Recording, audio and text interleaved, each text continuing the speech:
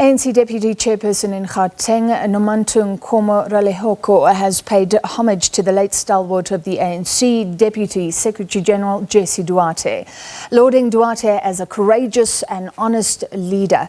Duarte died after battling cancer on Sunday. She was 68 years old. She was laid to rest in a special official funeral, Category 2, at the Westpark cemetery in Randburg, in accordance with Muslim customs over the weekend.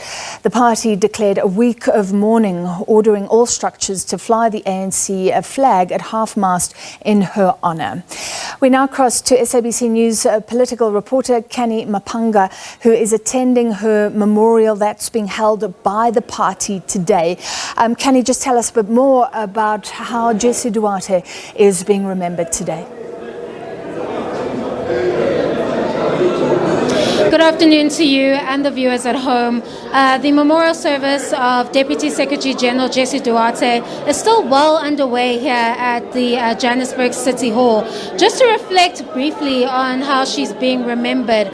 She's being remembered as a giant in the ANC, someone who was a unifier, someone who was a disciplined activist, one who dedicated her life to the struggle, to the ANC, and someone who also told you where to get off, where you were wrong. She's also one who didn't coddle her comrades. She's one who uplifted her fellow comrades and activists, and a person who treated everyone with the same respect. She's been described as a tiny woman, but definitely a giant within the ANC and in her community as a whole. And of course, those who loved her all mirrored one another when they spoke of her fight for gender equality. I'm standing here next to a young woman that was tasked with the great responsibility of rebuilding the ANC Youth League within the structures as the ANC is in the process of renewal. She spoke briefly about Duarte's impact on her life. I'm joined by Nomantu here, who's going to elaborate further on the work of Miss Jessie Duarte and how, as a young woman in the ANC, she has impacted your life. Now, you spoke a bit about how you've been tasked with a huge responsibility. I mean, you're tasked with rebuilding the future of the ANC, the future of the society. You as a woman in the ANC, this is the ideal she spoke of. You are one of the beneficiaries of this long life struggle and fight for the emancipation of women in the ANC. How has she impacted your life?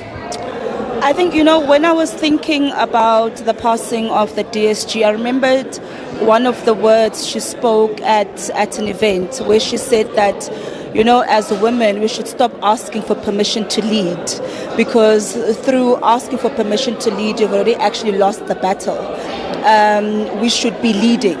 And that's what she always said to us, as young women tasked to lead the Youth League, to say that don't come to me and expect me to coddle you. I'm not your mother, I'm not your grandmother. You are leaders. We put you there to lead, and that's exactly what we expect from you. That is someone who always, unapologetically advocated for the affirmation of women leadership, the affirmation particularly of youth leadership, of young women in particular. The comrades of the Young Women's Desk, as we were speaking to them, they spoke about how she was always a phone call away, how she supported all of the programs of the Young Women's Desk. And just as an official who led, being the only woman with 5 other men, yet literally kept the organization together for the past 5 years, kept the secretariat together, with the stepping aside of the SG, kept the whole NEC together. Even at the time when she had been on sick leave, she would still pop into NEC meetings. I remember there were 2 or 3 NEC meetings where she actually was part of the NEC for the entire week. And it was so lovely to have her among us. So even during her time of being ill, she still worked for the ANC. And we can only try to honor her as best as we can by emulating her values of non-racialism, non-sexism, and being a servant to all oppressed people of the world. You're heading to conference at the end of the year. This is an opportune time to realize these values. As a young woman in the ANC, what do you see the future of the ANC look like, especially the top?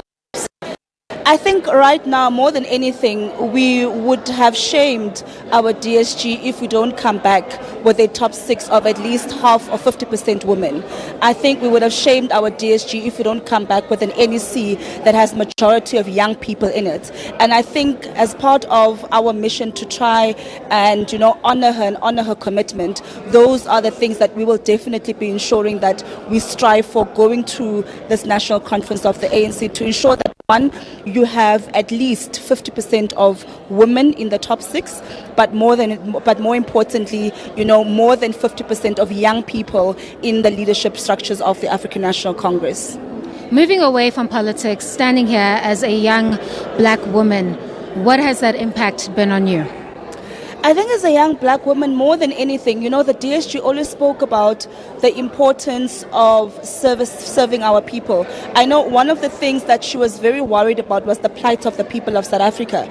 She was very worried about the levels of poverty, the levels of unemployment. As the Youth League, we've characterized youth unemployment as a pandemic on its own, and inequality.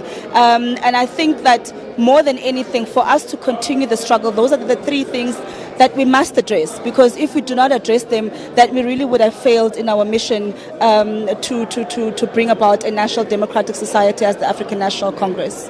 Lastly, looking at the plight of women and children in this country, things are not looking good for a young girl child as well as a woman in this country. How are you going to approach this task, rather, as the future generations, the future leaders of the society? One thing that we always say is that we're not the future, we're actually the current.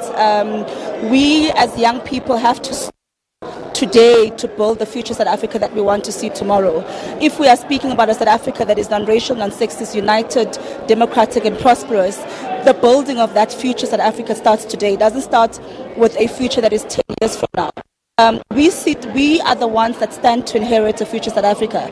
And if we are to leave it to the elders who've shown that they're really not interested in the plight of young people, and only really interested in their own self-enrichment and, filling up their own pockets, then as young people, we have to stand up today and take up, leadership roles and leadership, responsibilities today in whatever spheres that we're in, whether it's politics, whether it's faith-based organizations, whether it's business, whether it's civil society. But as young people, we need to understand that we are the current and we are the now, and a future South Africa is dependent on what we do today.